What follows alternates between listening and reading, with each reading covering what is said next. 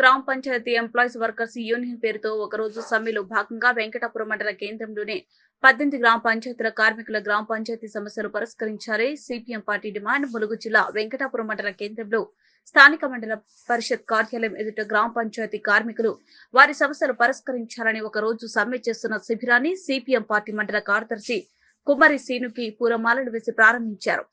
అనంతరం సమ్మెను ఉద్దేశించి వారు మాట్లాడుతూ గ్రామ పంచాయతీ కార్మికులకు ప్రభుత్వ ఉద్యోగులుగా గుర్తించాలని, అర్హత ఉన్న కార్మికులకు సహాయ కార్యదర్శులుగా పదోన్నతి కల్పించాలని, పెండింగ్ లో ఉన్న జీతాలను వెంటనే చెల్లించాలని, మళ్లీ ప్రాసెస్ విధానాన్ని రద్దు చేయాలని, పనిచేస్తున్న కార్మికులు మరణిస్తే వారి కుటుంబ సభ్యులకు ఉద్యోగం ఇవ్వాలని, కనీస వేతనం 26,000 రూపాయలు ఇవ్వాలని డిమాండ్ చేశారు.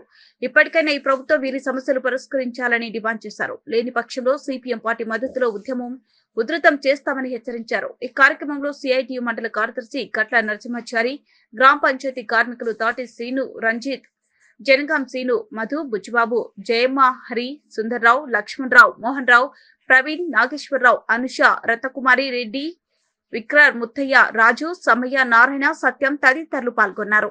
తెలియజేస్తూ ఒక హెచ్చరిక ఇవ్వాలని చెప్పేసి ఈరోజు మన స్టేట్ కమిటీ పిలుపునిచ్చింది. దాంట్లో భాగంగా ఈరోజు మనం వెంకటాపురం మండలంలో కూడా మన యొక్క సమస్యల పరిష్కారానికై ఇది మన యొక్క నిరసన ప్రభుత్వాన్ని తెలియజేయాలని చేస్తూ ఈరోజు మనం కూడా వెంకటాపురం మండల కేంద్రంలో ఈ యొక్క టెంట్ వేసుకొని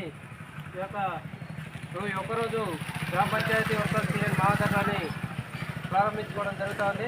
కాబట్టి ఈ యొక్క ధర్నా సాయంకాలం 4 గంటల దాకా మనకు ఇక్కడ ఉంటుంది. ఖచ్చితంగా ఏ ఒక్కరు కూడా టెంట్లో నుంచి బయటికి పోవడానికి వీలు లేదు. ఏ ఒక్కరు ఎటు పోవాలన్నా సరే ఇక్కడ ఈ టెంట్కి బాధ్యత మన సీను, రంజిత్ ఇద్దరు ఉంటారు.